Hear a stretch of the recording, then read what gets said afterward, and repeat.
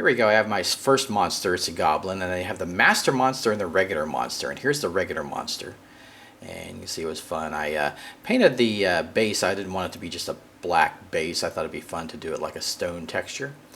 And then there's a master monster, and I wanted to distinguish it from the regular monsters, which the master monsters were red, so I painted little red details on the goblin to make it distinguishable from the other goblins. So that's kind of a trend I took with my monsters. Here's the flesh molder. And there he is with his crackling energy between his hands. His skin has been twisted and pulled, and so he has that claw coming out of his side. And then here's the master with the red cloak, red robe.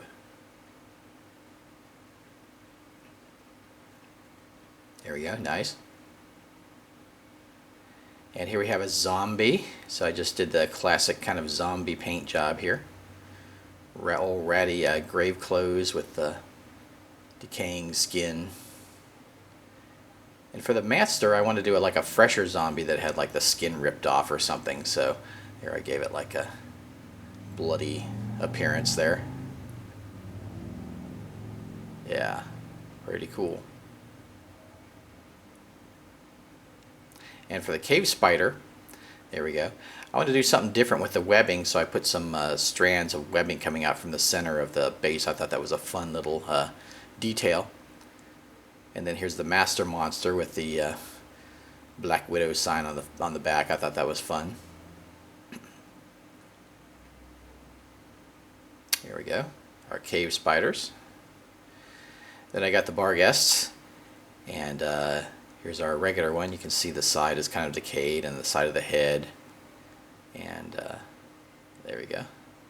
Now for the master, I want to get a little gorier here to make it more red. Put red on the base. Made it look more skinned. So with the same kind of zombie look that I did for the zombie master. And here's my Ettins and my regular. So I think he came out really nice. There we go. Nice look at him. Skull's hanging off his belt. Now here's the master. I added a few red details. His loincloth and the shoulder wrap there. Or the forearm wrap, I should say. And these guys are really cool, these Mariods. And I think these guys are really neat. And so there's the regular one. I did a lot of like markings on the surface there. Kind of inspired by the card. And here's the master. I wanted to do some red details.